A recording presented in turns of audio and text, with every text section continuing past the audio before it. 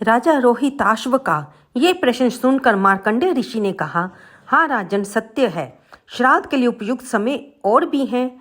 मनवादी तिथि, युगादि तिथि, संक्रांति, काल, व्यतिपात, गजत, छाया, चंद्र ग्रहण और सूर्य ग्रहण, इन सभी दिनों में पितरों की तृप्ति के लिए श्राद्ध करना चाहिए।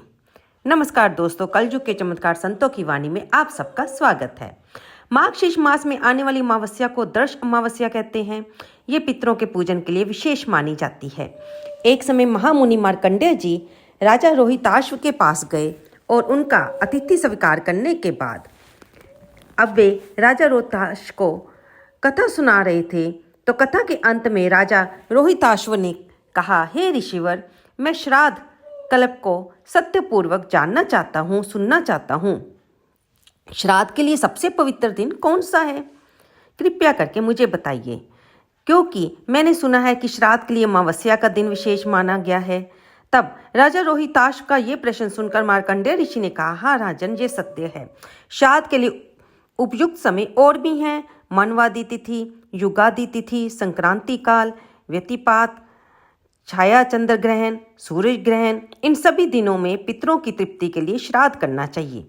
बुद्धिमान मनुष्यों को पवित्र तीर्थ, पवित्र मंदिर और श्राद्ध के योग्य ब्राह्मण को जो भी उत्तम वस्तुएं हैं वो देनी चाहिए। श्राद्ध के लिए जो अमावस्या विशेष रूप से दी आती है उसको अब मैं बताता हूँ। सूरज की हजारों किरणों में सबसे प्रमुख किरण को अम्मा कहते हैं।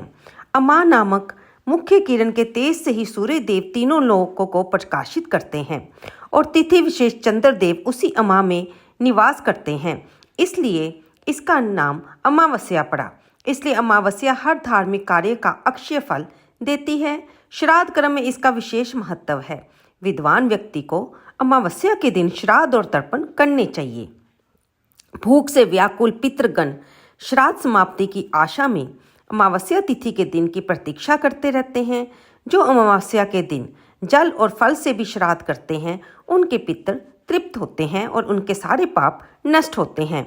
अपने पितरों को मोक्ष प्रदान करने के लिए मार्गशीर्ष अमावस्या तिथि से अति उत्तम दिवस और कौन सा हो सकता है।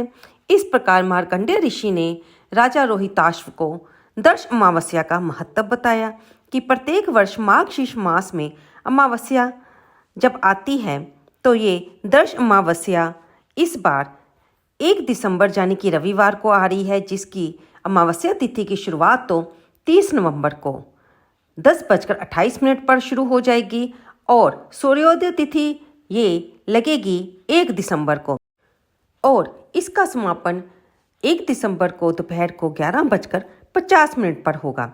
अमावस्या के उपलक्ष्य में जुड़ी हुई हम एक पुरानी कथा का श्रवण करेंगे। प्राचीन कथा के अनुसार प्राचीन समय में धर्मवरण नाम के एक ब्राह्मण थे। वे अत्यंत विद्वान और धार्मिक थे। अपना अधिकांश समय भगवान की भक्ति और धार्मिक गतिविधियों में ही व्यतीत करते। एक बार जब वे सत्संग में गए हुए थे तो वहां उन्होंने सुना कि कलयुग में भगवान नारायण की पूजा से अधिक पुण्य फल और किसी कार्य से नहीं प्राप्त हो सकता। किसी भी प्रकार के यज्ञ और हवन करने से भी उतना पुण्य फल नहीं मिलता जितना भगवान की पूजा आराधना करने से मिलता है। उस संत की ये बात धर्मवन ब्राह्मण के मन में घर कर गई और उन्होंने भगवान नारायण की पूजा अर्चना करना शुरू कर दिया। भगवान श्री हरि की पूजा आराधना करते हुए वे तीर्थ यात्रा पर निकल गए और एक तपस्वी का जीवन जीने लगे। उनके मन में बिल्कुल भी विवाह की इच्छा नहीं थी। अब धर्मवन घूमते घूमते पितृलोक पहुंचे। वहां उन्होंने अपने पितरों को अत्यंत दुखी देखा। अन्य पूर्वजों ने धर्मवन को बताया कि उनकी ये स्थिति त्याग के कारण हुई है।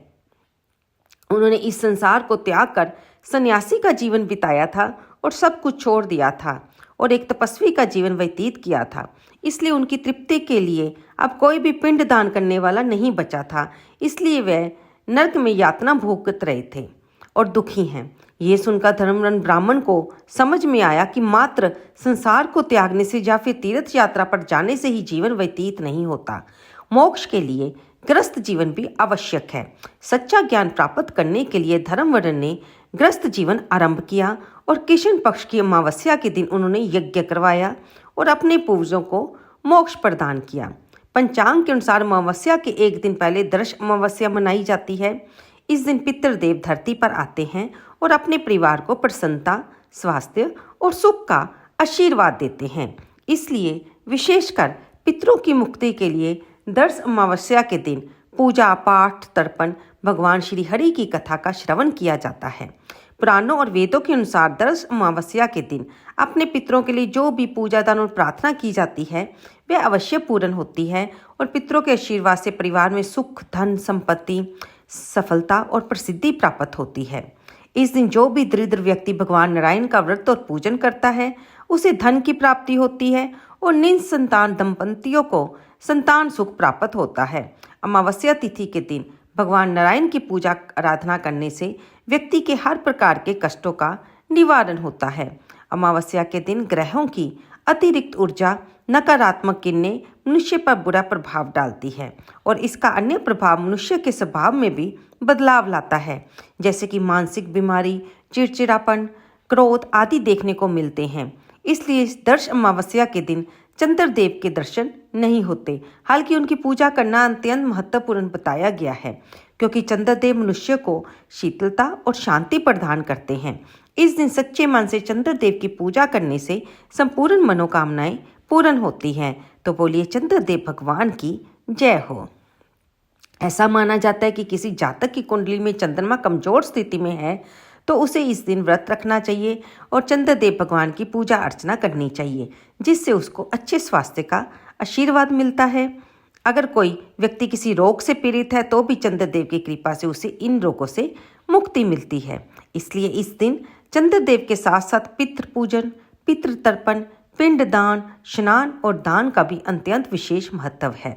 इस दिन गायों को चारा खिलाना, भूखों को भोजन करवाना, योग्य ब्राह्मणों को दक्षिणा देना, संपूर्ण दिन उपवास करना, वैदिक ज्ञान के प्रचार के लिए दान देना और कार्य करना, ये सारे कार्य करने से हजारों गांवों के दान के समान पुण्य फल प्राप्त होता है।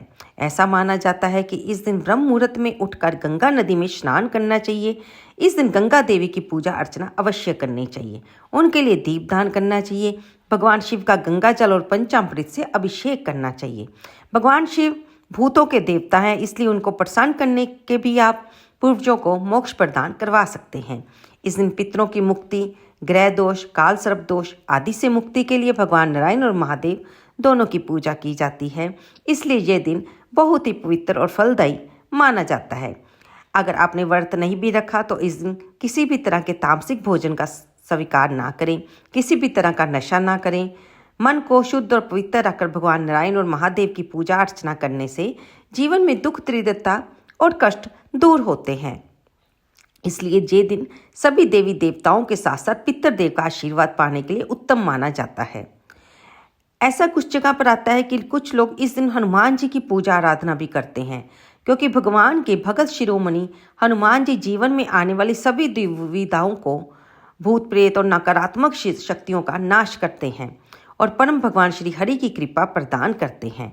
तो दोस्तों, ये थी आज की दर्श अमावस्या व्रत कथा और उसकी महिमा। अगर आपको ये जानकारी अच्छी लगी हो तो इस वीडियो को लाइक कीजिए, शेयर कीजिए, कमेंट बॉक्स में जय श्री हरि लिखना ना भूलिए। और ऐसी ही प्राचीन पौराणिक कथाओं को सुनने के लिए हमारे चैनल को सब्सक्राइब कर लीजिए। और इसके साथ ही आज आप श्रीमद् भगवत गीता का 7वां अध्याय पढ़ना बिल्कुल ना भूलें और उसका पुण्य फल संकल्प लेते हुए बोलें कि इस अध्याय को पढ़ने का पुण्य फल आप अपने पितरों को देंगे, तो इससे आपके पितरों को खुशी होगी, उन्हें तृप्ति प्रदान होगी।